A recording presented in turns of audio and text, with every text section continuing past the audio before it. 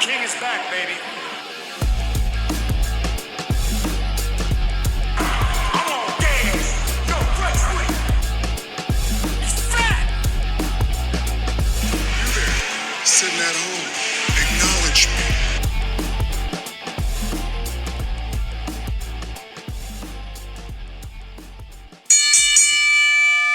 Hey, what's going on, everybody? Welcome to another episode of the Turnbuckle Weekly Podcast. I'm, as always, your host, Casey, and with me is my co-host, my tag team partner, my hetero life mate, You be careful. a man who eats hot dogs with his butt. I do not. For We sure. cleared this up. For sure We have eats cleared hot this. dogs with his butt. Leon, do you eat hot dogs with your butt? Yes I or do no? not. We have cleared this. Bullshit. Anyway. So tell me why every time I get a hot dog at the shows, nobody ever says, "Oh, he's eating hot dogs with his butt." Do you see that?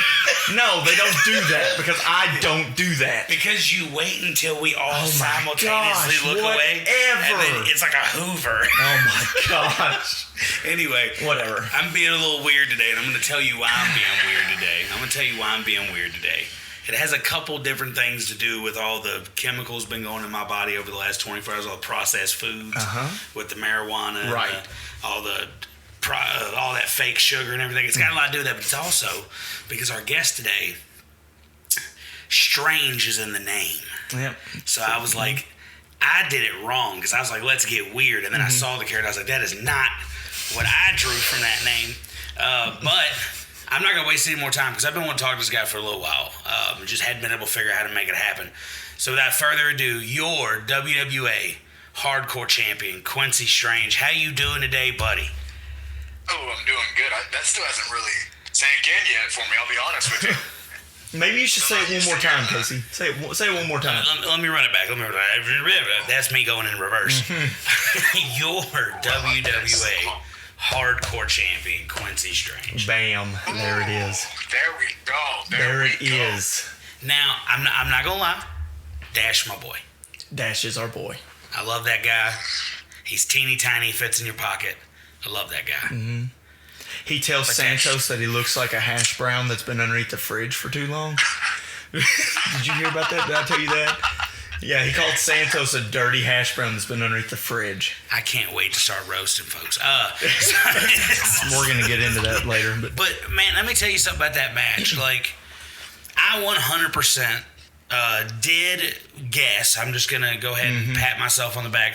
I 100% did walk into that show just randomly. It was very silent in the car, and I just went, yeah, Q's probably going to win this belt tonight. And I just started going over all the reasons as to why. And I was like, this is probably what's going to happen. So I was not surprised in any shape, form, or fashion. I sat there and I was like, yep, it makes sense. It made sense before I even saw you wrestle as this character, because I'm going to be honest with you, there's a bit of a difference between your former persona and you now. And certain things were different. Just the way you carry yourself is completely different. And then I was like, oh yeah, no, 100%. He went all in on this character. You play this character so well. Like, it's so good. I really, really enjoyed it. I enjoyed what you were doing before, but I really enjoy this. Where did the inspiration for this come from, this boxing thing? Where did that come from? So really, I do appreciate those words, and honestly, the inspiration, it's kind of a mix of a bunch of things. So the look is really kind of boxing-ish, and it kind of pulls from Apollo Creed from the Rocky movies. Right. However, obviously, we're not in the red, white, and blue yet. Yep. But, maybe down the line. But it's really one of those, I want to be a prize fighter.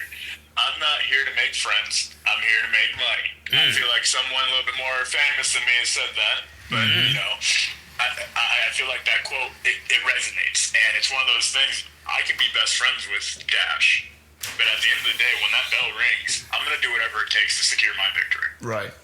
So that's what that was. And I dug it, and it looked like you were having the time of your life doing that. Like, Oh, it was a blast. there were some really fun spots. Like, I'm sitting there. We never get front row at Litchfield because Danny doesn't love us enough. We got front row one time. One time we got front row in Litchfield, and we were shitting our pants. We were like, "Are you serious, dog?" And it was the opening match that got us, man. Yeah, and I was like, dude, we got this. And but so we're sitting second row. We're sitting over on Hillside. We see you and your corner man come out, which that dude does his job so well. If you could have been out in the crowd after you guys walked out, that whistle, man, it was insane. That man's was getting was hilarious. Oh, dude, they were to the point where I'm starting to hate the damn whistle. Oh my gosh, dude! And it was so loud, and then like it was him selling like over in the corner. You know, he got hit or whatever, and he's sitting there, and you're over there like breathing. And all of a sudden, you just hear the whistle, and he's still down there selling. And he goes to get back up. He's like, no. And then he goes back down, and there's another whistle. And he just falls over, and I'm like, all right. Every time he's out, he's exhaling. It's the whistle, and I'm dying laughing, sitting in the back, I'm going, oh, my God. But, like, that was It was fun. That match was fun. That little spot, Dash gets underneath the trash can, and you walk around kicking it like a giant was hilarious. That was so funny. Did you guys talk about that a lot beforehand, or did you, like, whose idea was that? Because I need to know who to give flowers to. So we called it a little bit of a shell game, and honestly, I believe it came from Ray. I think Ray's the one that came to us about that spot, and he was just like, you know, it's really cool if you guys just tried this. And we just kind of looked at each other and we're like, you know what? If it can fit, it can fit. Let's try it. And I think the spot went really well. I thought the way everything was done was really well. I also, I have to give props and give my flowers to Dash. The painted trash cans, the red and black and the black and gold, that was all done by him. So I do have to give him his flowers for that. That was awesome. The painted trash cans. Like, that was great. I mean, like, some of them spots were great, but the thing that I focused on the most, I don't remember who I was talking to the day after. It might have been Jet, because I hit him up. I was doing something, and I had to hit him up about it and said something about you had won the belt. You make sure to go over to where Miss Marilyn is sitting, and you point at her and you're like, "Hey, look!" And she starts getting upset, and I was like, "You better come down off them ropes real quick, big fella. This ain't gonna end up well." I was like, "She might get a whoop your ass. You better sit down." And if she wants some, she can come get some too. Come on. Oh, hey, now look, we're trying to keep this PG-13, and I don't know if beating up an elderly woman is PG-13. Nah, man, You're right. My hands are rated E for everybody, so whoever wants some can come. Okay, get all right, that's fair. That's fair. Yeah, he said the hell with PG-13 is rated E. We're talking Mario Kart. Mario Kart, yeah.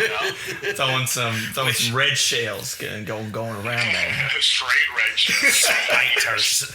So I guess the best way to really start these questions is just, it's real simple at the beginning.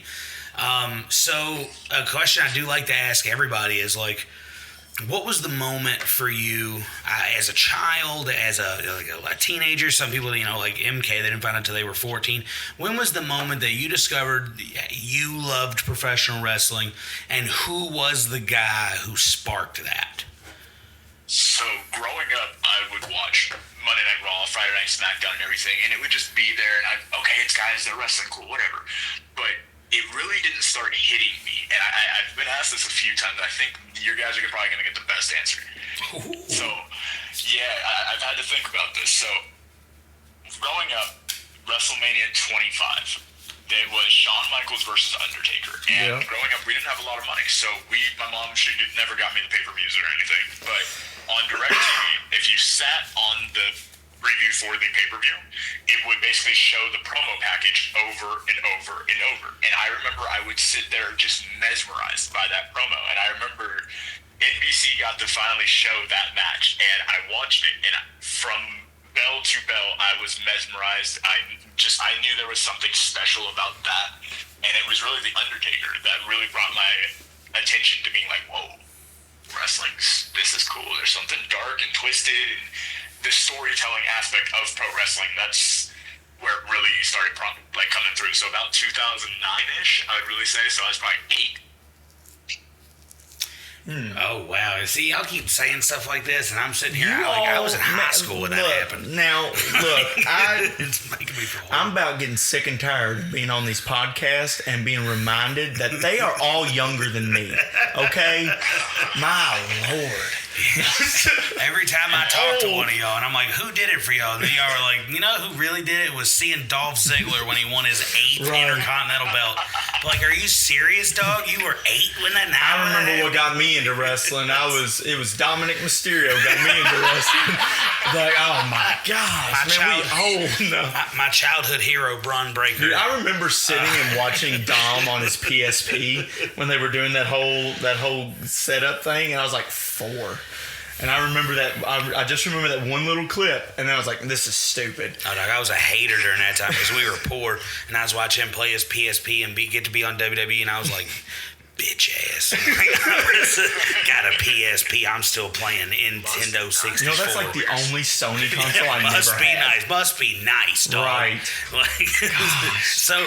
That's something that we share in common was The Undertaker. The Undertaker did it for me, but a massively different version of The Undertaker, which, while I'm sitting here thinking about that we have that in common, I do want to point out that you're talking to not one, but 2 different tuba players right now. Mm-hmm. He's the first person I've spoke to since high school that I've said the word sousaphone and understood what I meant. Mm-hmm. Yes, sir. So that is awesome. Look, dude, I didn't want to play that instrument. I wanted to let everyone know I desperately did not want to play tuba because I was a lot bigger. Well, see, I was a lot bigger than everybody else. Like, height-wise, I was kind of a slimmer kid. I was still kind of fat because I was huge, like, comparatively. But I was, like, 6 foot tall. I'm 6 foot and some change now. I was breaking 6 foot in the 6th grade. Big boy. Oh, wow. Okay. Yeah, everybody was smaller. And then he stopped growing. Yeah, I just stopped. I grew, like, another 4 centimeters and just no more. So, like, just capped out in 6th grade. Yep. Yeah, no 6'1" for me. So I'm bigger than everybody else for the next 3 grades. And as soon as I walked in the room, I was like, they're gonna make me play tuba. And then no. She was like, do you want to play? What do you want to play? My brother's a drummer, so I was like, a drum line. I want to be on the drum line, 150%. Want to be on the drum line. And she was like, no, because your brother's on the drum line. And she did a nice way to tell me that my brother was a dick and she didn't want to have 2 of us up there. Mm-hmm. Totally understandable. My brother's a dick. So I was like, trombone.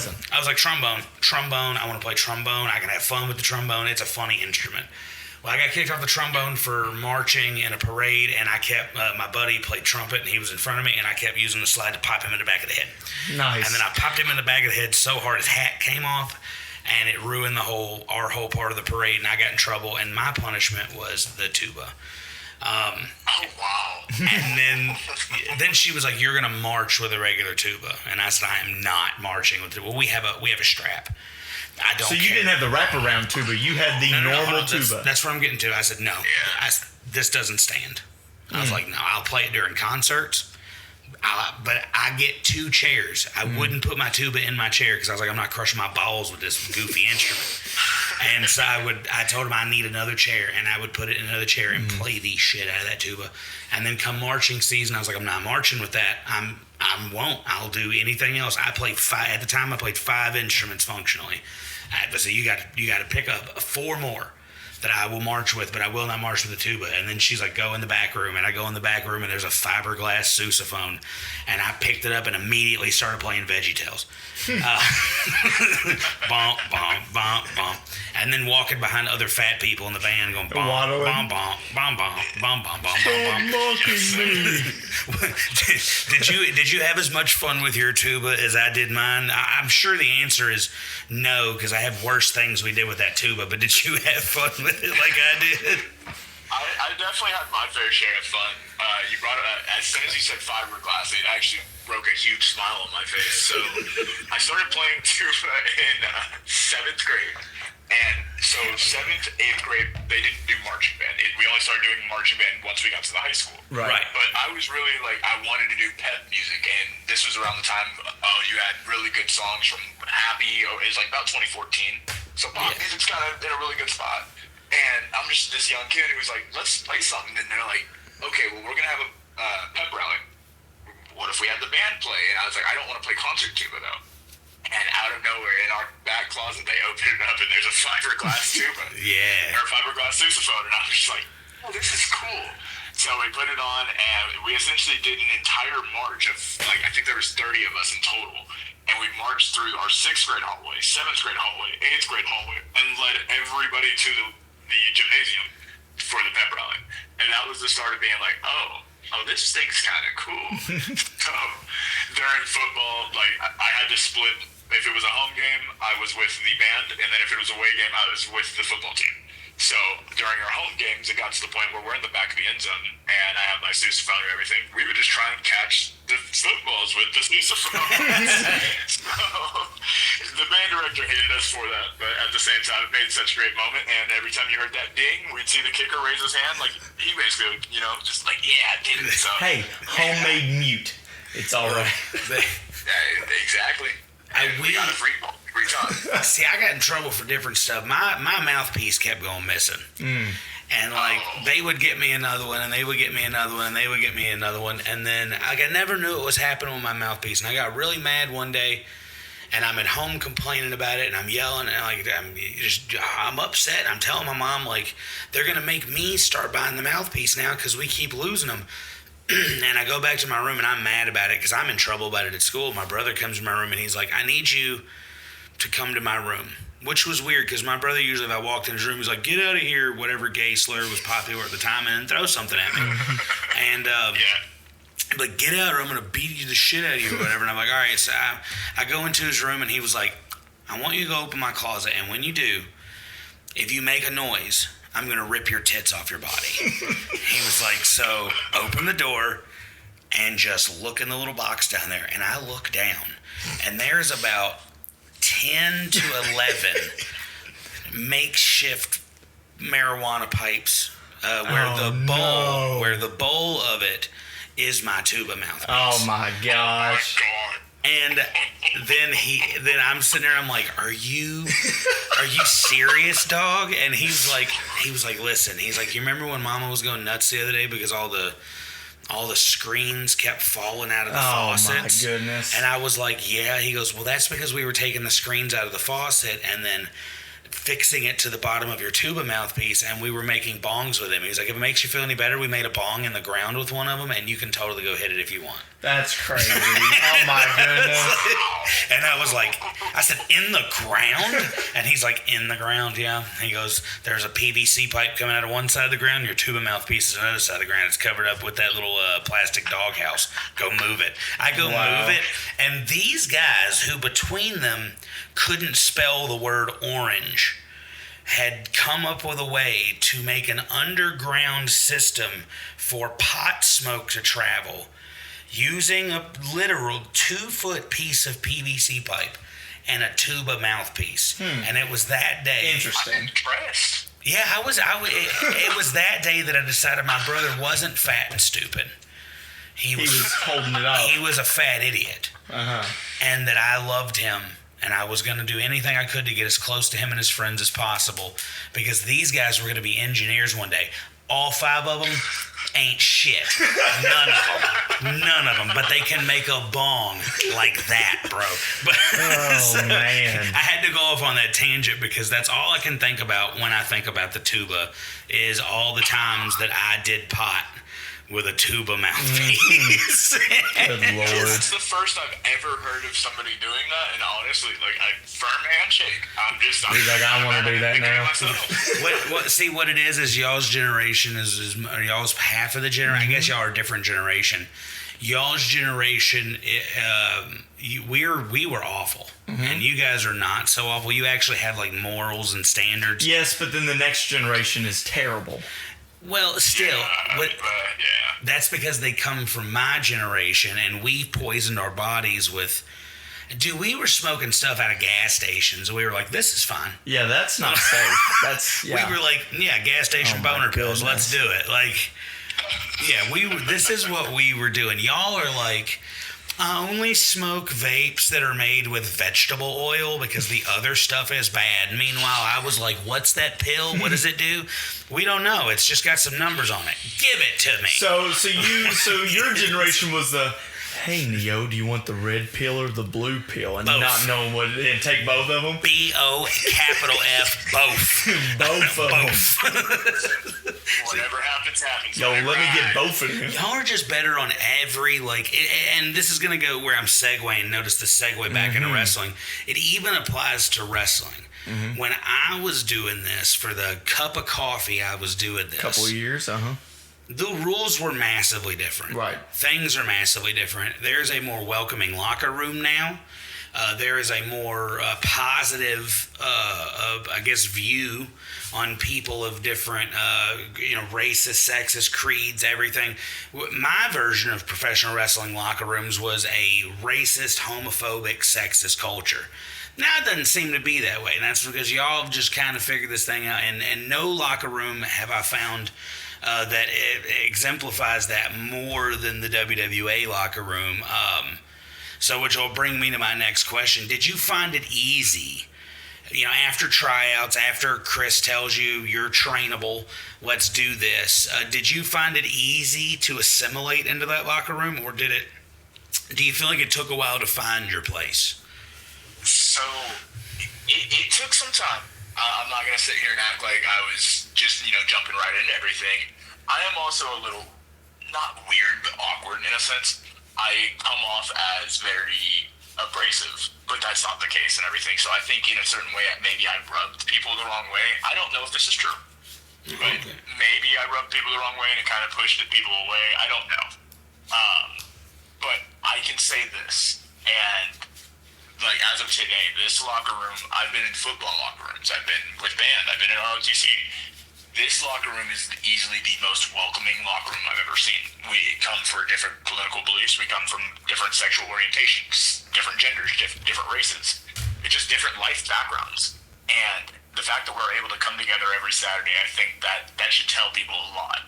And honestly, it's just, I wouldn't want to be anywhere else. Honestly, I genuinely love everybody back there, and what we've been able to create every week in, week out, we're moving mountains together, and it's pretty awesome. Dude, I'm trying to sense myself. I mean, dude, you hit the nail though. Coming out on Saturdays and doing the things y'all do. I have never ever been to any kind of an indie show that had the turnout that Litchfield did for Halloween Hell. It was insane. When we walked in, not everybody got in the building yet. We got in a little bit, ahead of everybody there. We got up in the line. We get in there, and me and him look at each other, and we're like, "There's bleachers.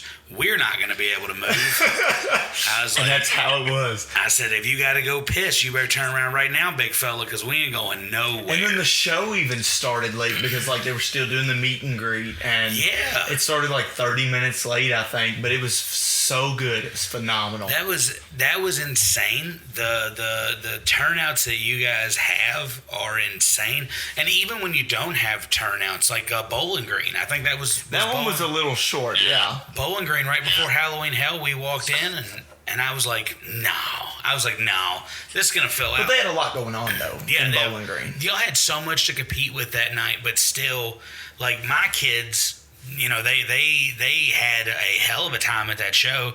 The 8-year-old got to get in the ring with Willie Finesse. Something he probably wouldn't have been able to done with a bigger crowd there. Yeah, he got to get in the ring with Willie Finesse and hit the gritty with him. I got to start some chants on Ryan Ramsey. It was awesome. That was the day we found out Leon gets a tryout. So yes, it was wonderful. That was probably our favorite show because as soon as I see Elijah come out and I see Falcon come out and they're looking around to seeing front row only pretty much at that point, I saw it click in both of their, they had eye contact. It's like they communicated telepathically that okay, we need to turn everything about what we're about to do up. Yeah. And then everybody that would come out that night and see 60 people was okay, and performed the same, if not better, if there had been the Halloween Hell crowd. It's just an amazing thing to see. I really enjoy what you guys do over there. Now that I'm going to be starting with you guys, Leon's going to be trying out. I'm very excited to see what it's like back there. But just going further on, so for your tryout experience, After it was said and done, did the nerves you had leading up to it kind of justify, or did you really blow this thing up as like, I'm gonna die in there, like I'm not gonna be able to do this, and then you were pleasantly surprised? Like how was that for you? Where were you going in, and then where were you on the other side of it? So going into it, I always like to say this just because wrestling changed everything for me. I was 310 pounds going into my tryout. Didn't work out, nothing. And I remember they had us do our 4 bumps, which is back bump, flip bump, front bump, and ass bump. And I remember it was MK Swift and Jones at the time. And I did the flip bump, and all I heard was, holy shiitake mushrooms come from MK Swift. It was at that moment, something clicked in me and was like, oh, you're turning heads off of a flip bump. Try this. Keep trying it. It hurts. Oh, it sucked. But it made me like, okay, let me just keep going. I think when I really was like, do you really want to do this, was running ropes. That running ropes at first, oh my God, that blew me up. Because you think, oh, it's easy, just balance and everything. Right. No, there's a whole technique to it. There's a rhythm to it. And if you don't have that technique nor rhythm, you're going to blow yourself up. Yeah.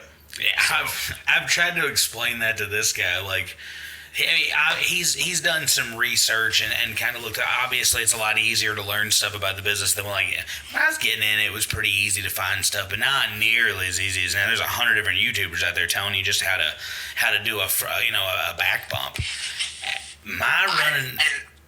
You go ahead. Sorry, Seth. No, you go ahead. I think right now, like with a lot of these YouTubers and just bigger names getting into it, while yes, they have great intent because it's drawing eyes onto the business. Right. What's old is new. You can go back, and I had to learn this while training. Right. Go back to some of the stuff that's back in the 70s. Go back to the 80s. And now go watch some of this stuff and see how many newer tag teams, as in an FTR, are doing these spots, and people are calling FTR one of the greatest tag teams. Go see Motor City Machine Guns. A lot of their spots, they're older spots. I mean, let's go back to Halloween Hell this past weekend. The Trash Can Chaos match. The entire opening. That is a 2003 Ring of Honor spot. So... It was. If you go... What's old is new. So if you can look back in history and find things and tweak it and make it your own, I think that's what can build a lot more success in the business currently. See, I like that you said that because I'm not a traditionalist by any means. I'm not a guy who watches AEW and goes, nope, they did a flip. I'm the guy who watches AEW and goes, nope, all their guys are the same after we get down to like these top 6 guys. I'm a guy who likes to be able to look at the past, hindsight. What was done right, what was done vastly wrong. So I'm a big Jim Cornette guy, despite the heat that I get from some of the... I get it, though. Yeah, so you have to be able to look at these things and be like, okay, everything that can be done in wrestling... At this point, after that last match between Moxley and Darby Allin, now everything that can be done besides murder has been done, and I think Lucha Underground did murder like twice. So I literally think that Jeff Cobb under a mask killed like 3 people.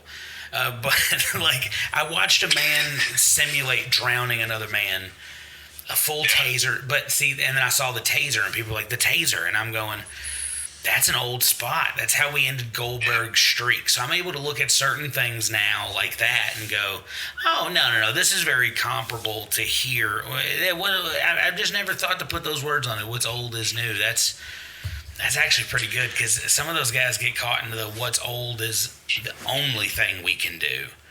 And you can't do that because when you get stuck in that mindset, I think wrestling, it's not...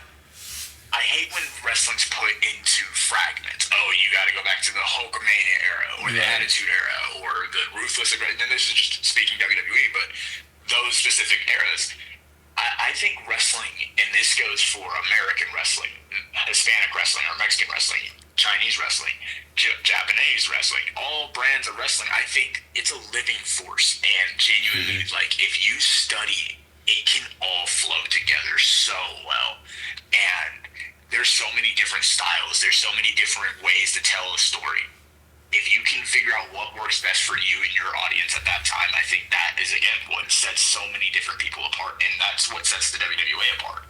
Our trainers. I have to put our trainers over here. Oh, dude.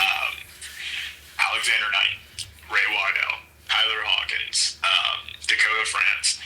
These guys have pumped psychology. They've pumped actual ring awareness, in-ring work. They've instilled so much into us to the point to where, like, we do have such a good understanding to where I do think we are one of the best wrestling products in the state of Kentucky. That is 100. That's 100%. Like, there's just very few people around here that have even the connection with the crowd and the storytelling, especially with the storytelling. Because I'll tell you now, Alexander Knight is a guy who I watch all the time, and I'm like, how is this guy not in Orlando? Yeah. How is he not in Jacksonville? How is he not? Yeah. How is he not? Like, why is he here and not somewhere else? Like a bigger place. One of the best promos I've ever heard. Yep. He gets the crowd going like nobody. Like, it's just incredible the way that guy can touch a crowd. Now, all these guys are great, and each of them each of you guys bring your own little deal to it. But there's some like real talent in that locker room, and it's just, I say it's a matter of time before more eyes get on it, especially the storytelling, which is where I want to go here with. One of my favorite things that the WWE's ever done is the Southside Wrecking Crew. I only got to see from Independence Day until the Owensboro match, until the breakup of Southside Wrecking Crew. But what I did see, you guys were amazing. Were great. So where did that come from? Because the character you are in the Southside Wrecking Crew and who you are now, Q to Quincy Stranger, vastly different, but almost seamless. So again, the only way to really tell the story of how we got from A to B is start at the beginning, and that's with the Southside Wrecking Crew for me. So where did that come from? Is that just Chris looked at four guys and was like, "Hey, it's you guys," or is this something that like where did this come from? So the Southside Wrecking Crew actually kind of went through many different phases and iterations. We started off as, okay, we're going to put you guys together fresh out of training, and we're going to put the tag titles on you guys, and we're going to see what you guys do kind of as a sink or swim. And it turned into something beautiful, I think. And me, Tommy, and Casper. So I started I want to say almost 9 months. I was training 9 months before Casper and Tommy had came back into the company. Once that had happened, it was about about June. We started hearing about, okay, this is kind of the plan with Southside. This is what we're wanting to come up with. And we debuted August 24th of 2024. From that point, I think it kind of was, okay, there's no real set goal. There's no real set idea for what we are. We are just, let's go in, let's kick ass, and let's leave. Yeah. And I think it just became its own embodiment, and it flourished so well. So after some time, when we added Chris to the group and became the world-class Wrecking Crew, that was organic. That was fun. But I really feel like Southside peaked once Josh or Game Time Onyx came in. So that's that was amazing. So Southside Wrecking Crew was there before the World Class Wrecking Crew. Yes. See, I thought it was opposite. No, so World Class Wrecking Crews happened, I want to say, February-ish of 2025 of this year. Oh, gotcha. And Southside, we were around for almost 5 months prior.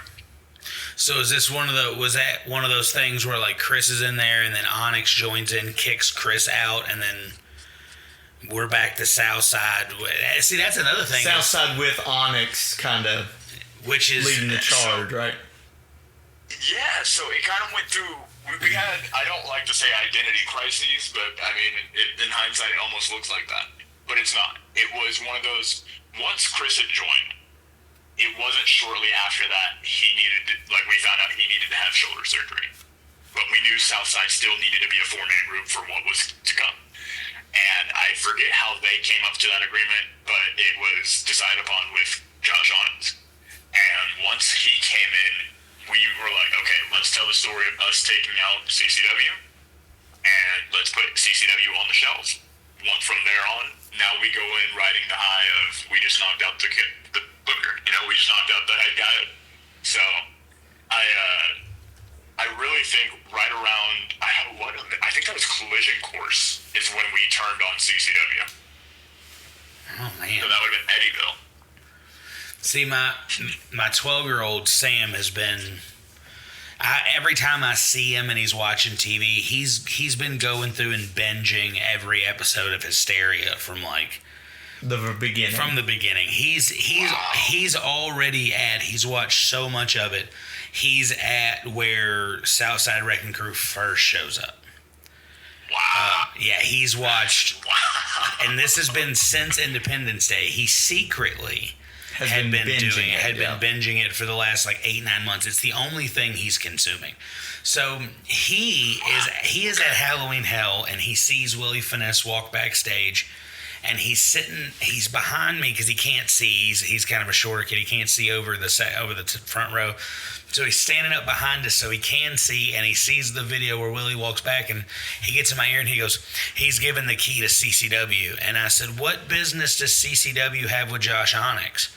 And he went, World Class Wrecking Crew? I said, buddy, I don't know this product before Independence Day. And he just goes, ugh. And then here comes Chris. Yeah, as he's trying to explain the storyline to me, then the screen starts showing all the messages, quotes, and it's an icon, and then I just hear a 12-year-old screaming so loud that it hurts my head. And he's sitting there, and he's like, yeah. And then after the show, he's like, I can't believe CCW's coming back. I wonder if he's going to start ticking them off the list. And I was like, what do you mean? He's like, he's going to start picking them off. He's starting with Onyx. And then he's like, and then he's going to make a run at the hardcore title. So my 12-year-old 100% hopes that CCW power bombs you out of your shoes. I'll just go ahead and leave your 12-year-old a nice direct message. CCW can try, but again, with that bum-ass shoulder, it ain't happening. Ladies and gentlemen, like you heard this first on the Turnbuckle Weekly podcast. Oh, no, he goes to sleep to this show, so it's going to be really funny when he calls me and, like, the next morning after he listens to it and is like, really? Mm-hmm. Really, Dad? Really? Yeah, no, CCW doesn't want that smoke. And I'm sorry, but he's going to have a lot of problems to be dealing with Game Time Onyx. Because I'm sorry, I don't know if you guys have seen how Game Time Onyx is moving, but this man is leveling up a absolute unit. Maybe, just saying, could have used this level up against High Society, but I understand. Can I just it's say, cool. Everybody's gear at Halloween Hell was amazing, especially Game Times. Absolutely. Coming out in that blue and that gold, and it was just awesome. That was really. Power trip. There may or may not have been a hole in the bottom of his britches. Is that who did yours? Was Power Trip? Yeah, Power Trip also. Dude, that's so good. They did not make the road though. The road went through somebody else. Gotcha. So Sammy, Leon over here, to get himself to where he could have some. Leon thought wrestling was going to be something that he was going to have to just figure out a way to make it happen. He didn't see a way into WWA. So Leon decides to give the children something to do and to give himself something to do in wrestling. He's going to get a trampoline. Okay. And he tells me, he goes, I got a trampoline to wrestle on. I said, why? Was my first question. Why? And he said, that's how CCW and Ray came up and all this, and he's doing all this. He's like, why can't I do it? And I said, because you're 26. But the kids, I was like, that's great. I was like, maybe we get on there and, just kind of help them learn how to do things to each other a little safely. That way they don't hurt each other. Maybe we can have them have matches. Well, now we have full-grown men having matches. The children have matches. And Sammy asked me, he was like, for Christmas this year, I was like, I already know, man. You want the Power Ranger Morpher. You want the new Zord. Like, I know everything that you want. He was like, no. He was like, scratch all of that. He's like, I want wrestling gear for the trampoline wrestling, and I want you to have Ray make it. Okay. And I sat there and I was like, no. I was like, no. I ain't got the money. I was like, do you know how weird of a question that is to ask somebody? Just be like, hey, do you make wrestling gear for toddlers? Like, that's a weird question. I got a 12-year-old. Now, hang on, because you might actually be shocked by this, but there are younger, 12, 13-year-old wrestlers down in like Tennessee and Virginia, and I've personally never wrestled with them or been in the company with them. But I've seen like on Facebook, TikTok, and such, like there are kid wrestlers, and it's, I don't know, maybe you have a young little prodigy that Hey, needs to get man. started. So He's let's see, where we were talking the other day, and you said something about psychology and the love of psychology. Like that's Yeah. that's how I figured out that this kid was probably going to do this, is because like I remember the moment. It was the proudest moment I've ever had in my life, and that says a lot, because I have a lot of children that have been born, and this almost eclipses all of those. Because we're sitting down and we're watching AEW in the very, very beginning when Cody was there, and Cody's wrestling somebody, Sammy Guevara. He's wrestling somebody. And the lights go out, and up pops Aleister Black, later to be known there as Malachi Black. He pops up, and he's just staring Cody down, and then he smiles. And Sam stands up, like he's sitting on his butt with his feet. He rises up, like levitation, straight to his feet, and he's going, oh, and he's pointing at the TV, and he turns around and looks at me. He was like, Dad, and I was like, what, dude? I was like, it's Aleister Black. I dig him. I get it. What? And he's like, he smiled. And I was like, okay. He said, while in WWE, he never made any facial expression ever. He was always quiet, stoic. He said that they made him smile because it adds a new layer of scary to how, like, bad this dude is. And I had a little tear. small things, man. It was That's a awesome. little tear welled up, and I was like, "Do you understand wrestling psychology?" And he was like, "Yeah." He was like, "I watch a lot of this," and I was like, "Oh." It's beautiful, man. I started going, "Oh my god!" Like I started grabbing my chest. I was like, "Oh." I thought I was gonna have a heart attack, and then my ex-wife, she's like, "Why are you crying?" And we were married then, but this is probably a reason why we're not. Why are you crying? And I was like, "Our son understands why this is awesome." And she just goes, "Ugh," and walked out of the room. And I was like, "Whatever, whore." Mom, I need a taxi.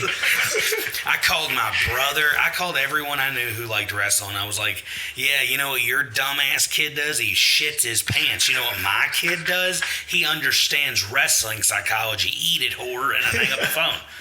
And then just so My kid's the better one. He's That's like right. a bred. He a real one. So, where did the love of the wrestling storytelling, like, what did it just start with that very, the WrestleMania 25 was, like, you sat down and you watched the storytelling behind that match, the streak on the line versus, the best to do it, or did this happen over time? Like, that got you hooked into wrestling, and then psychology just kind of got you later? So it was one of those things. Watching wrestling, I was always analytical. I would always just, okay, why did they do that? How did they do that? And after a while, I just thought it was just kind of became normal. I didn't really think of it as psychology behind the match. It really wasn't until I started training for the WWA that I started to study psychology and actually pay attention to the psychology. And again, I hate to put him over like this, but Alexander Knight genuinely drilled, study psychology, just so make sure every facial matters, blind feed into stuff, just make it count. Because at the end of the day, if you can invest these people into what you're selling them, they're gonna come back. They're gonna want to know what's happening in the story. They're gonna want to follow the story. Like, I think because of what we've been taught through the WWA, it's created the story between me and Dash Licardo being so real. This is a personal story. This is me and Dash both started training together. Everything we've done has been together. I lost out on Rookie of the Year somehow to him. So because of that, no, I'm going to do everything in my power to make sure that I am better than Dash. And I think the ways that we're able to tell and convey that story, we wouldn't have been able to reach that point without the guidance and the knowledge of Alexander Knight teaching us how to study the psychology. Yeah. I did notice that because I watched today. I just had a little bit of time in between work and sitting at the house getting ready for this, waiting for the 8-year-old to get off the bus. I'm starting to watch all of your promos, from the very first promo where Tommy and Casper announced that, the South Side's gone their separate ways, but they're going to be known as Pure Pressure. You're like, I got to go find myself. Onyx is doing his thing. I watched that and then started and you're like, I got to go find myself. And you walk off camera, and then your next promo is you in the gym, training.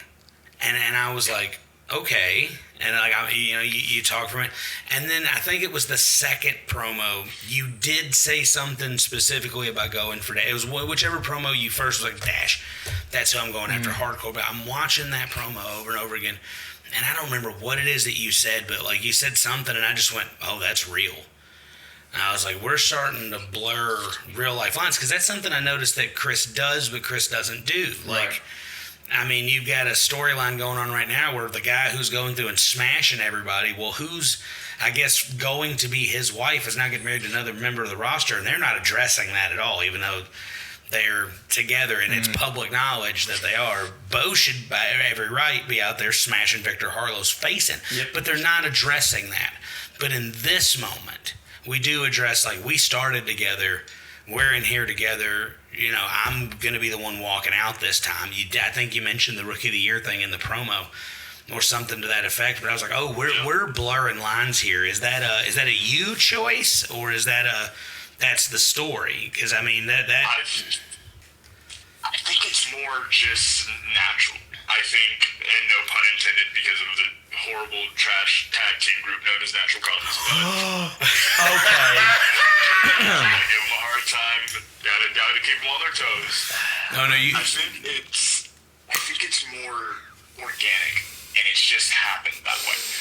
The way that we've just kind of been told, okay, here's your North Star. Figure out how to get to it. And through that, we take a step back and we're like, okay, look, we've had our match in the Kentucky Classic. So you brought up you had started watching Independence Day. Yes. Yep. Mine and Dash Licardo's very first match was actually a few weeks before that, and it was at the Kentucky Classic. Okay. And I eliminated him from the Kentucky Classic, and that was technically a get back for being snubbed of Rookie of the Year. And once he won the Hardcore Championship, the final match I had after Southside broke up as Q was against Dash Licardo, and we hit a beautiful, beautiful Spanish fly through a table, which I have to give him props for. But we did the Spanish fly, and he technically did the Q character. So now I have even more disdain for this man. So because of this, now you're making me change up everything I'm doing. Yeah. You're making me work even harder to get to something I know I can get. I should have been Rookie of the Year. I should have been at that point. So because of that, no. Now I'm going to elevate it. So I think the way we're able to tell that story is a very fun way to blur the lines, but also just, whatever happens, happens. If that makes sense. No, it makes 100% sense, and you've achieved what you're setting out. Because I'm going to tell you, when I tell you that the two characters, to me, I can visually see how different they are. There's even differences in the demeanor of each character. Q is just out there to cause a problem, is what it seemed like. He's just out there. He's part of a team called walk-in mode he's out. A part of a team called the Wrecking Crew. That is your job, to go in, to smash, to leave. Quincy Strange, however, as soon as I heard that you had a name change, I was like, oh, they're flipping this whole thing on his head. Yeah. Okay, they're flipping all of this around. They're completely separating him from this. From before, and making him something brand new. I was like, okay, now I'm in. Now again, we haven't figured out what the gimmick is yet, because you're just in the gym training. We don't know you're a boxer. We don't know what you got going on. But I hear the name change, and I'm like, I like the name change. We're flipping this on the head. You've changed, the way you walk to the ring was different. The way that you move is different. The way that you talk is different. The way you do everything is different. It's just super, super awesome to see it unfold. And it's a long-winded way to say good job, but I appreciate it. I appreciate that, because it's one of those things I kind of get lost in it, and I almost kind of get like, okay, how can I? Obviously, Q and Quincy Strange are two completely different characters, but in the way, Q was nothing more than a blank canvas. That's why the black jumpsuit. Where you seen Tommy Guns, he ended up getting new gear. Yeah. And Casper Davis always get new gear. Q always stayed blank, and because of that, it kind of has let me take over the artistic side of it. It kind of just, okay, if Q's a blank canvas, what does Q stand for?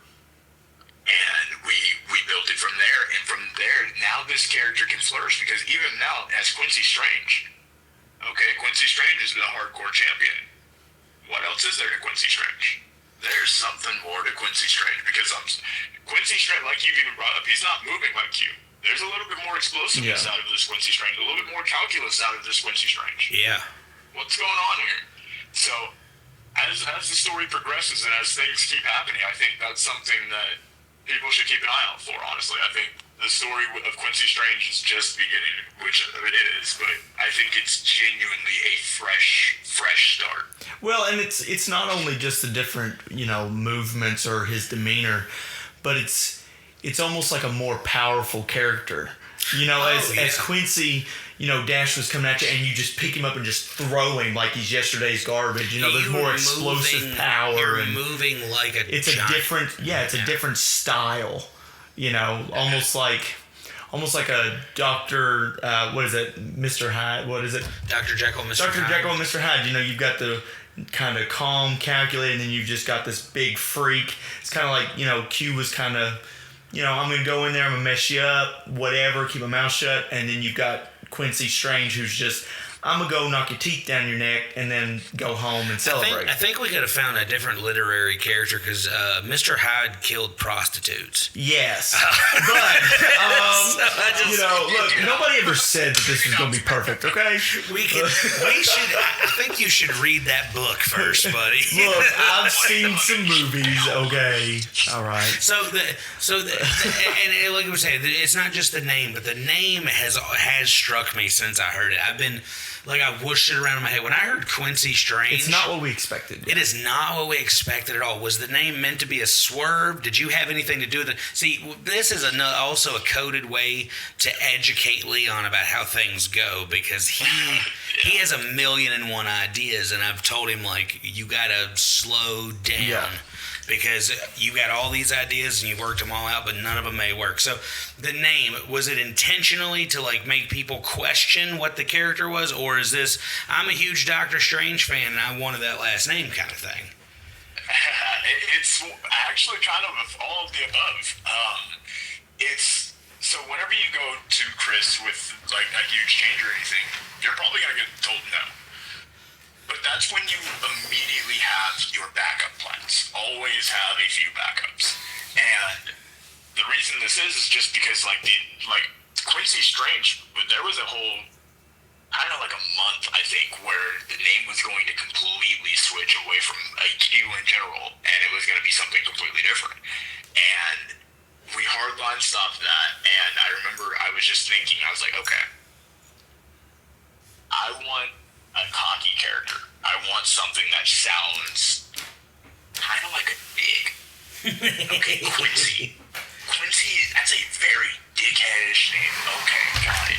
Yeah, there's no baby face named Quincy. It's not happening. No, that. It just, when you hear Quincy, you're thinking a regal dick. It's just the best way to put it. And exactly. The strange part, I'll go ahead and kind of shoot.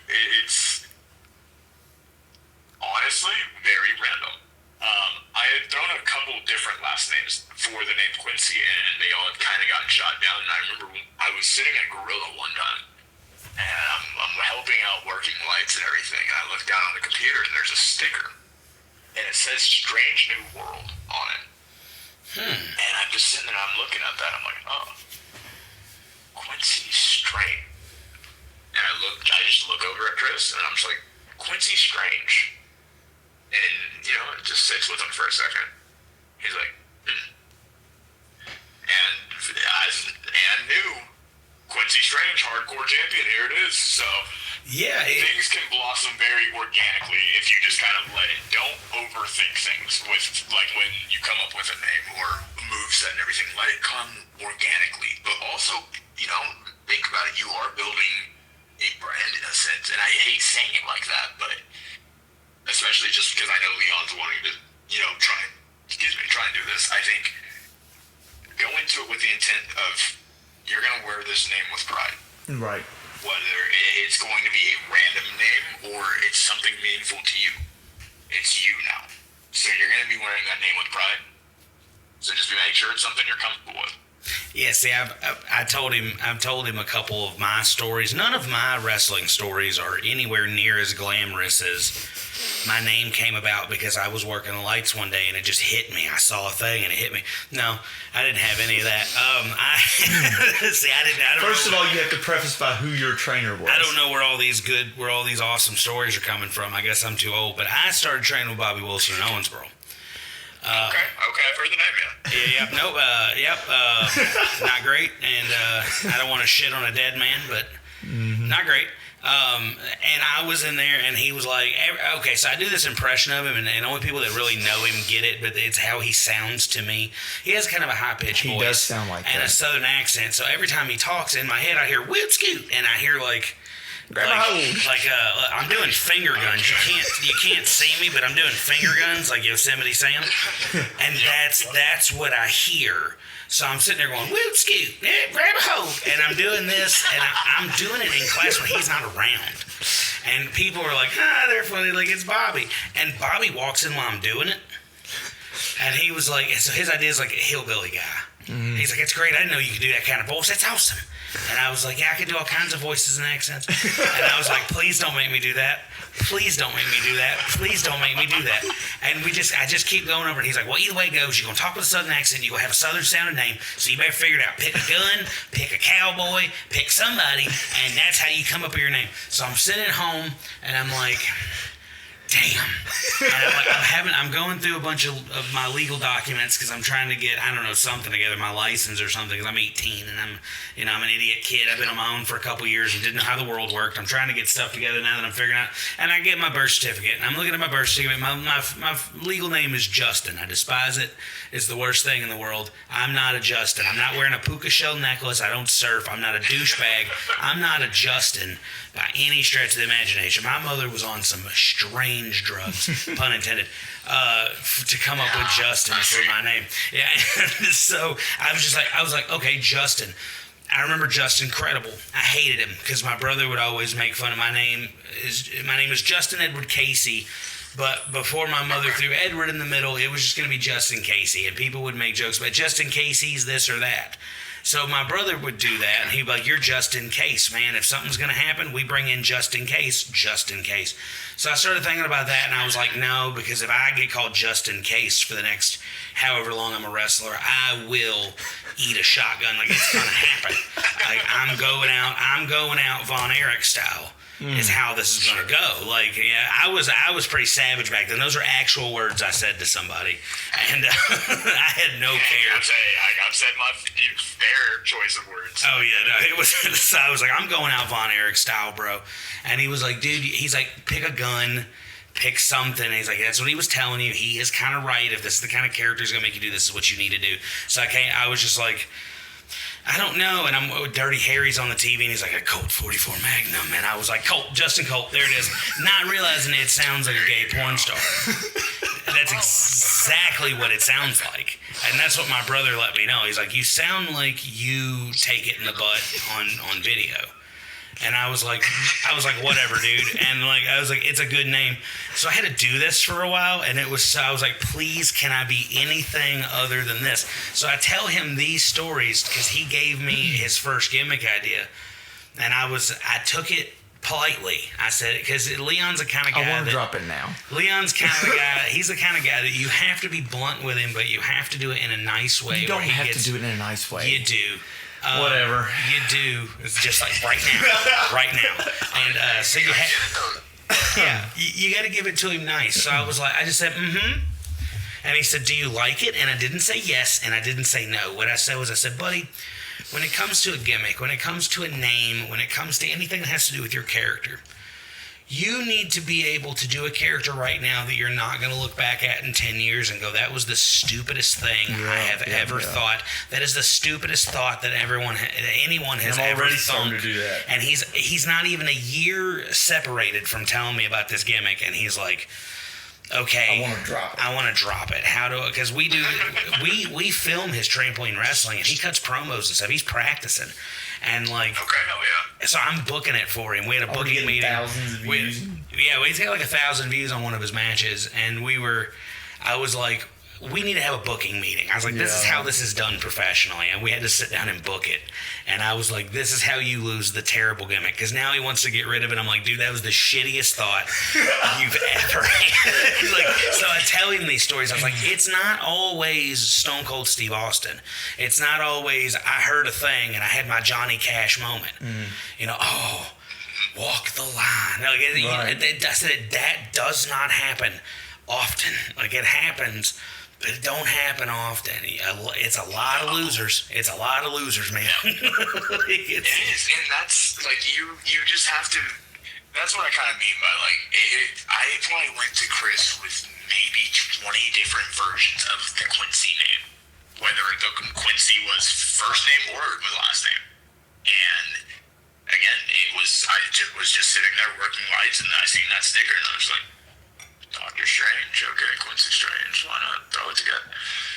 Chris, Quincy Strange, and so it happens, but like he said, it's very, very rare. Yeah. So it just, it's I don't know. I feel like you're somebody that you'll figure it out, and you're gonna figure out that character, and it's going to be you. The best piece of advice I have ever gotten was the best wrestling characters are just extensions of that person. Yes. And I think that is honestly the best piece of advice. Like, Quincy Strange, it's just me being the biggest asshole I can be. Yeah. Like, and that's, I mean, every day I go to work, I hate my bosses. Right? So, this is Quincy Strange. He can tell his bosses, or he can tell people, and, you know, screw off, or, you know, Right. go to hell, this and that. I can't say that at work. So it's a gateway into telling a bigger story. Right. And through that, it helps a lot, man. So I think you'll get it. And I'm really excited to see what you can do, man. Seriously. I appreciate that. This guy here, like, I gotta tell a story about what, like, he hit it. He hit his strategy. I gotta put him over, because I talk about how he eats hot dogs with his butt all the time, and it hurts his feelings. So I gotta put him over. Like, dude, you don't know how long I think about creative ways to say he puts hot dogs in his bum. Like, I don't even know where it came. I don't even know where it came from. But so anyway, so we're doing the booking meeting yesterday for his trampoline thing, and I'm like, okay, again, him and also our buddy Caleb has a tryout, and he also gets back there and does stuff. And Caleb also does not have a wonderful idea for his character. It's pretty bad, and for the trampoline, it's pretty bad. So I've been trying to get him away from it. And so I'm making a fool out of myself. I'm buying like a GIMP mask and wearing a jumpsuit. And I'm like, I'm going to be your GIMP. You're going to turn heel, and I'm going to be your GIMP. And this is going to get oddly sexual. I was like, but it's going to be entertaining.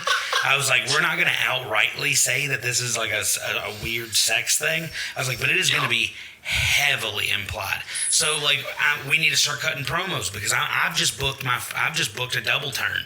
Leon's a heel on accident, and we got to turn him face, and Caleb is a baby face on accident, and I've got to flip him heel. So the way to flip him heel is to have me put on a GIMP mask and, you know, hit Leon with a couple of my old wrestling moves and put him on the ground and let the other guy win. So I was like, we need to cut promos that are going to start to hint at these changes.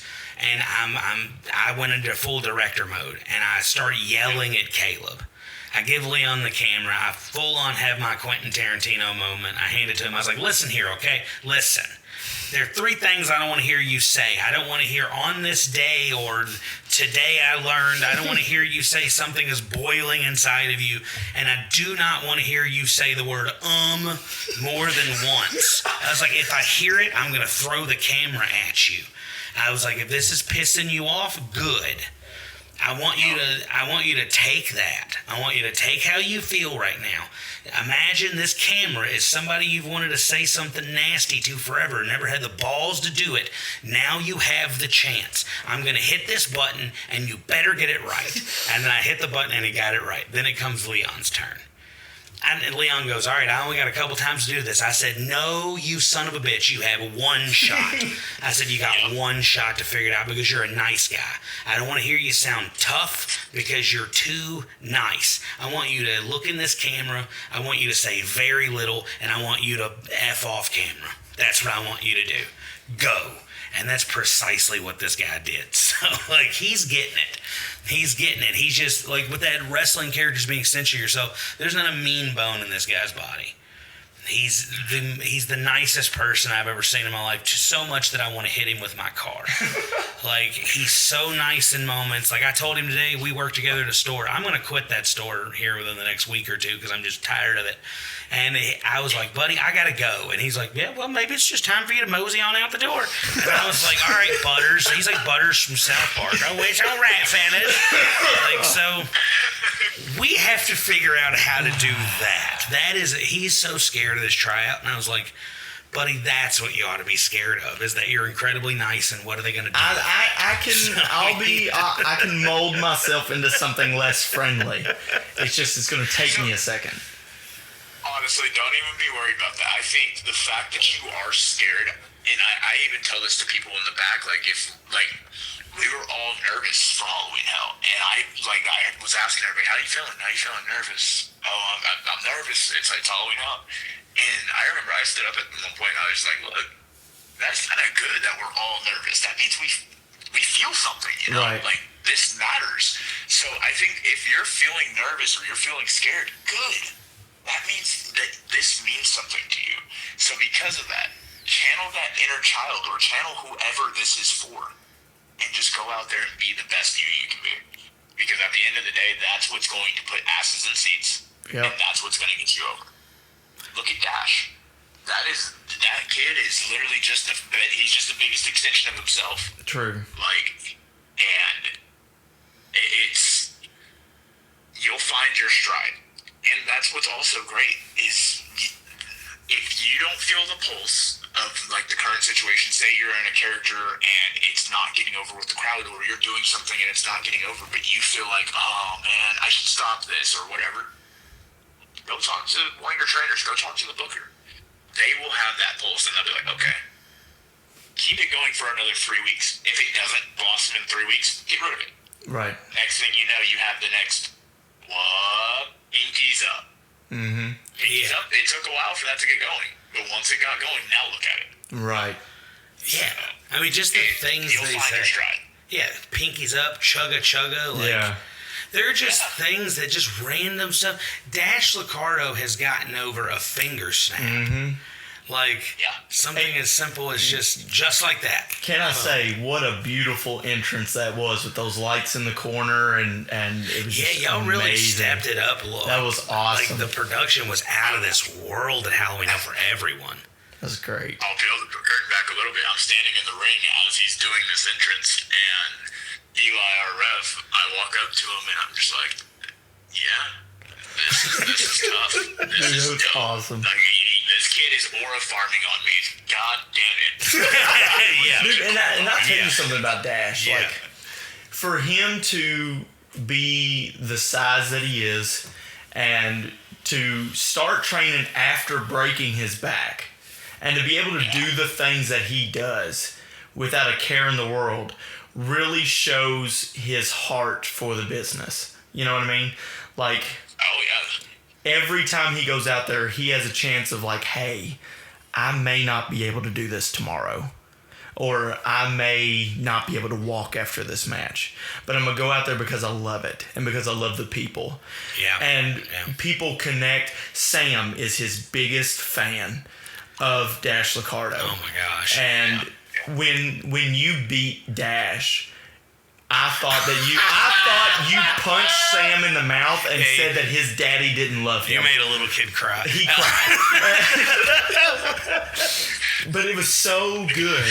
It was so good. No, you know what makes it good is both my children have been made to cry within 2 weeks of each other. Yep. Onyx was first. Both by former members of the Southside Wrecking Crew. We're bullies. Dude, Onyx made the 8-year-old cry with just a throwaway line. It was embarrassing, the way he responded to it, because Onyx's wife is sitting right behind us. And she is witnessing it in real time. So Stark, that's his name. Stark has a little trouble reading. Okay. And he's sensitive about it. And he's very sensitive about it. And Onyx, he's yelling at Onyx. It's at that small Bowling Green crowd, so everything can be heard, especially my loud mouth ass kids. You can hear everything they're saying, and Stark's yelling at him, and he's blah, blah, blah, blah, blah, blah, blah. And Onyx hears And him. I don't know what he said to Onyx, but Onyx just like went into, it's like roast mode. He just, you see it like Super Saiyan. And he just flips over and he looks at him and he goes, why don't you sit down and shut up, count to 10, learn how to read a book or something. And then he just turns back around. And Stark turns around and looks at me and starts to turn like blood Just red. starts crying. And tears. And he comes over and he's crying on my shoulder. My shoulder is wet. I'm not even exaggerating that there was a probably 6-inch diameter pool of tears on my shoulder. And I just lean up because I'm not a soft dad. I'm kind of a dick, a little bit. But I get results, so they know it's with love. But I'm blunt and I'm honest with them. Yeah, tough love. It works. It's not too tough. Because the key word is love. And I got tough. I didn't get tough love. So I was like, we're going to throw love on the tough and see if it works out. And so far, we're doing good. So I lean up into his ear and I said, Stark, go to the bathroom and get your shit together right now. This is a wrestling show. Yeah. And he's sitting there, he goes, he made fun of me for not knowing how to read. I said, he doesn't know you can't read, you maroon. Go to the bathroom and wash your face. And he goes to the bathroom, and then the embarrassing moment hits where I feel a hand on my shoulder. And I think it's like Miss Terry or something, just being like, is he okay? No, it's Onyx's significant other. Hey, is he okay? And I was like, he's fine. He's sensitive. She starts apologizing for Onyx. Yep. And I said, no, ma'am. I said, no, ma'am. He is sensitive. He is fine. Onyx is doing his job, and he's doing a great job. First of all, to preference this, how this all came down, we were in the Litchfield show. Oh, when they flipped him And off. yeah, so Onyx had just won the match. I don't remember who he squashed. He went out there and he beat somebody. And I remember he comes down and he's coming around the corner. Willie. It was Willie. He beat Willie Finesse, and he's sitting there and he comes around the corner. And Stark's sitting there and he goes, I'm going to flip him off. No, that was Sam. Oh, it was Sam. That was Sam. And then Stark goes, yeah, me too. And so he comes around and Sam just gives him the double bird and like Stark gives him one or whatever. And Onyx stops and turns and looks down. He's like, what are you doing? What are you, like 8? And then he walks to the back, and then we go to the next show. I was like, that's a great guess, because that's how old he is. And it's the Bowling Green. He's sitting there, and he's like, he's throwing Lizzie around, beating her up or whatever. And so Stark starts yelling at him then, and like he like grabs Lizzie by like the hair, and he just kind of sits there and he turns and looks at Stark, and then he says what he does. And she's like, I promise he's a really nice guy at home. We said, no, he deserves it. We said, because every time Onyx comes out, this kid bullies your husband, and it's perfectly fine. And he comes back out of the bathroom, and he walks by, he goes, I'm going to yell at Onyx. I said, big fella, sit down, because he's going to make you cry again. Sit down and shut up. So we fast forward 7 days. You hit Dash with the loaded glove. And, Yes, sir. and then you roll over, roll him up for the pin. As soon as, I don't even remember who the ref was. I don't remember if it was Eli or if it was Eli. Was it Eli? Yeah, I think As so. soon as Eli's hand hits for that 3, Sam turns around, like he stiffens up in his Michael Caden shirt, and he stiffs up and he flips around and he puts his head in my stomach, and he just starts sobbing uncontrollably. And I was like, what's wrong? And he was like, I hate him. And I was like, well, buddy, he's doing his job. Well, then I see him, like I'm with him Sunday. I take him home to his mom's. I'm hanging out with him for a little while. And I was like, all right, buddy. I was like, I tell him everybody on the schedule for the podcast, which I'll announce at the end. I'm super excited about. But I tell him what the schedule for the podcast is. And he goes, oh. And he goes, I say, what? And he goes, will you tell Quincy that I don't hate him? I just hate who he is when he wrestles. And I was like, no, man, I'm going to tell him that you like got a picture of him in your room you throw darts at. So, You Quincy, little bastard. anything you want to say to Mr. Samuel before we continue? All right. Well, Sam, I will let you know. I don't hate you either. I just hate the fact that you root for someone like Dash when you can just root for the winning team, whether it's Southside, Your Pressure, or yours truly, Quincy Strange. That's right. I'm sure rooting for a losing team kind of gets annoying after a while. I'm a Pittsburgh Steelers fan, trust me, I know. So it gets kind of sucky after a while. So come on, come join the Kansas City Chiefs over here. Can I just say that the ending to your all's match, which what really got me and I thought was hilarious, and maybe it was just a minor detail that nobody else noticed, but the fact that you beat him by punching him with a golden glove was just priceless. Like the moment I saw it, I was like, every other color, I was like, but it's gold, which means this is probably going to be the finish, and it was amazing. Yeah, I just kept hearing everybody in the crowd go, golden glove, loaded glove. It's loaded a loaded glove. He's got a loaded glove. And the dude sitting right beside of us, I don't know who he was, but he's like, hey, ref, he's grabbing something from underneath the ring. He's like, it's a glove. And I'm like, it's hey, no disqualification. Nobody cares. That's another thing I want to let's go ahead. Since we're here, let's address this. Mr. Dash goes on social media right after this match saying, I'm so sorry for, this loss. And I go in his comment section, and I see 30 different people who go to these shows regularly. Yeah. Oh, you got cheated. Oh, this and that happened. Please elaborate. How in the hell do you cheat in a hardcore match? Because if so, I need to take some notes. Because damn it, I'm tired of working my ass off in these matches. Like, Now, I threw trash cans teach at me how to you. cheat. Well, I'll tell you something else that would have really would have sealed the deal. We were all sitting there, and I don't remember your all's match. I think was after the ladder match, right? No, it was before the ladder opener. match. It was one of the openers. That's right. Well, anyway, so we're sitting there. No, it wasn't the opener. The cage match was the opener. The cage match was the opener. But we're sitting there, and we see the door, and it gets set up on a trash can. I'm like, oh shoot, somebody's going through that. And then it was, oh no, there's 2 trash cans on top of that. Oh, I have a funny story about that. I'm gonna peel back the curtain. And then it was another door.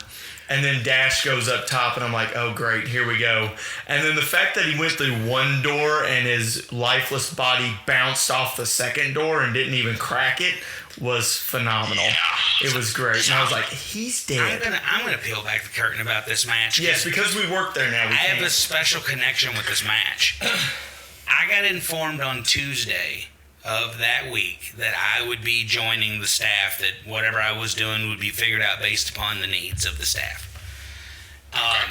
Not even 2 days later, it's Thursday, I work for Elijah's grandmother. She runs a restaurant, and I'm her line cook, right? Well, I'm in the restaurant, and she's in the restaurant with me, and she looks down my phone. I've got music playing, and my phone's laying over by the speaker, and she looks at it, and she goes, Eli's calling you. And I said, Eli's calling me? We just did a podcast with Eli, so I think it's something about the podcast. So I was like, okay. I was like, let me finish making this, and I'll go out there and call him back. And she goes, no, I got it. Go call that baby back. And I was like, yes, ma'am. And I call him back, and he answered. I call him back. He answers. He goes, hey, listen, Bubba, I need a door. And I went, you need a door? And he said, yeah, I need a door real bad. He's like, somebody's going through that door. Yeah, and when there's like a pause, like I give him a little pause because I'm confused. I said, for what? And he goes, for the show. I said, what kind of door is what I mean? And I was like what? And I'm so confused. I'm like, what are you asking me? It hasn't even sunk in yet that I'm gonna be working there. So I'm like, what? And he's like, I need a door, like a trailer door. I hear somebody tell him in the background, tell him like a trailer door. I can't make out who it is. Like a particle board door. And he's like, yeah, a door made out of particle board because somebody's going through a door and we need one. I was like, okay. My father-in-law is my landlord. I figured that's the first guy I'm going to call. You got any doors laying around? Like stuff like that.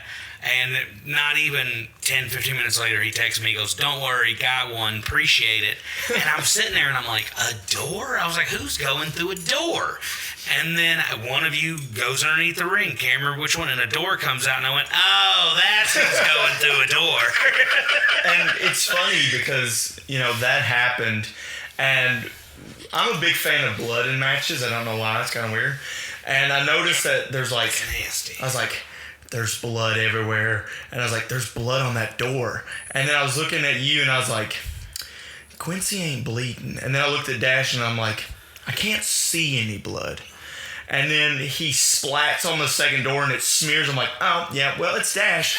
And I'm like, he's bleeding yet again. And, So, I was like, man. on that, I'll go ahead and peel it back. It wasn't Dash. So it was you. I am missing a chunk out of my elbow. Oh my goodness, I never even noticed. I thought, see, that's what I kept thinking. I was like, no. I was like, Dash and bleeding. I was like, this is either the corner man or Quincy. So I'm just thinking it because I don't want to argue with this guy about blood anymore. Every time he sees confetti get stuck to somebody, it's blood. Yeah. So I don't argue with him. You? No, when we were at Independence Day and it was on Jet Mosley's back, it was not confetti. He was bleeding. False. Whatever. You know what? But anyway, whatever. we have gotten down to that time where I asked Leon's question. Leon contributed one question that I had every single show. It's something, right? It's how exactly. Whatever. My back hurts from carrying you. Yeah, I'm sure. And all those hot dogs in your butt. Leon likes to close with this question because there is something that he and I agree on, and that is that hindsight is important. We can't live in the past, but it is very important to be able to look back at certain things and be able to know what we could have done different, so we might be able to help the next person.